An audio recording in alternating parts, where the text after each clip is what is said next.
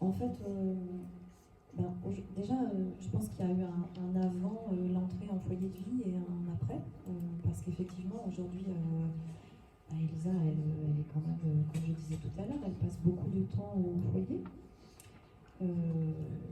Donc moi j'ai aussi plus de temps pour mes autres enfants. Après, quand on est tous ensemble, ça reste compliqué de faire plaisir à tout le monde. On va pouvoir quand même faire plaisir à tout le monde quand on va au cinéma, par exemple, parce que là, ça plaît à tout le monde. Quand on va manger de temps en temps au restaurant, ça reste assez... en tout cas, c'est rare, c'est-à-dire que ce sont sur des événements, mais on ne s'en prive pas quand même. Bon, ben là, tout le monde est content. Et puis, quand on va au restaurant, ben, là, Elisa, elle mange comme elle veut. Voilà, elle choisit ce qu'elle veut. Bon, c'est rendu possible parce qu'il y a voilà, une hygiène alimentaire et un régime, un programme alimentaire, en tout cas, qui est très bien respecté par Elisa. Je vais le souligner quand même, Elisa, parce qu'on sait que tu fais beaucoup d'efforts pour pouvoir respecter ce cadre alimentaire. Si vous avez des questions par rapport à ça, je pourrais en reparler tout à l'heure, parce qu'on a pu trouver une organisation qui lui permette de tenir son régime, donc, et depuis plusieurs années. Donc, voilà, du coup, ça nous permet aussi de moins culpabiliser quand il y a des restaurants, des repas de famille. Voilà, je pourrais y revenir plus tard si vous avez des questions. Après, on reste quand même aujourd'hui, j'ai envie de dire, avec l'expression deux salles, deux ambiances. Quand Elisa vient en week-end à la maison, je passe quand même beaucoup de temps avec elle. Et donc, ça m'est arrivé, c'est arrivé que les enfants me disent, mais maman, quand Elisa est à la maison, on ne te voit pas, on compte plus. Donc, il faut que je l'entende aussi, mais c'est vrai que Elisa demande une présence importante pour pouvoir s'assurer que tout se passe bien pour toi. Il y a quelque chose qui est très invalidant dans le syndrome, ce qu'on n'a pas évoqué, ce sont les grattages.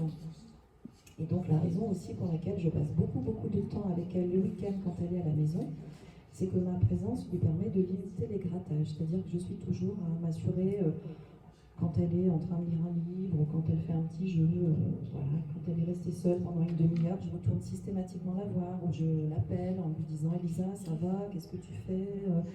Voilà, en fait, elle sait qu'il y a une attention permanente, et donc ça limite les grattages, et le fait qu'il y ait toujours une activité, quelque chose de prévu, ça aussi, il faut beaucoup occuper pour limiter ça.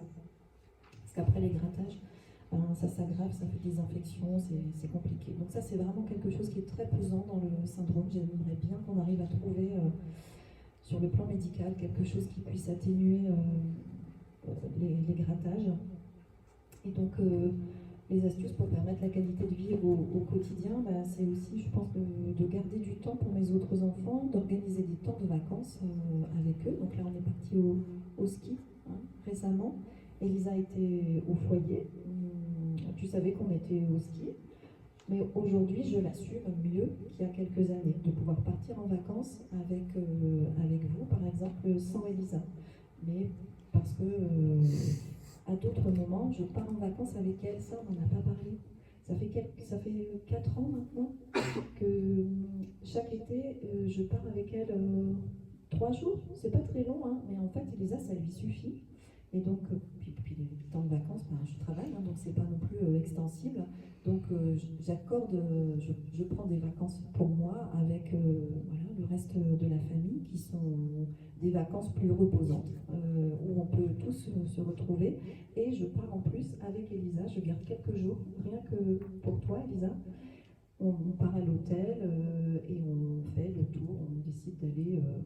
ça peut être dans le Sud-Finistère, dans le Morbihan, et donc on va avoir un rythme qui va être très adapté un rythme voilà, de vacances qui va être très adapté à ce que toi tu peux supporter. On prend notre temps, on mange équilibré, on se fait des petits plaisirs quand même, on va au restaurant une fois ou deux, on va surtout faire les parcs d'animaux, après ils aiment bien les musées, les expos, le cinéma, donc on organise des vacances rien que toutes les deux, et son papa fait la même chose de son côté. Ce qui lui permet aussi de partir en vacances parce que son papa, il a aussi refait sa vie, et donc il a une compagne qui a 2 enfants aussi. Donc de chaque côté, pour Elisa, du côté papa, du côté maman, il y avait une famille recomposée. Ça faisait beaucoup de monde à la maison, dans les pense que le fait de prendre du temps rien qu'avec elle pendant les vacances, même si c'est pas très long, c'est du temps de qualité en fait. Et c'est ce que tu demandes aujourd'hui. Hein, tu dis que les vacances, toi tu préfères partir. Tu as fait quelques séjours aussi, des séjours adaptés, mais tu préfères partir 3 jours avec papa d'un côté, 3 jours avec maman de l'autre, et puis on fait le programme à la carte pour te faire plaisir et pour nous faire plaisir aussi. Après, juste peut-être quand même pour permettre une qualité de vie en famille, je pense qu'il faut quand même il faut anticiper beaucoup les choses, beaucoup penser l'organisation pour que ça convienne à chacun, pas que sur le plan alimentaire.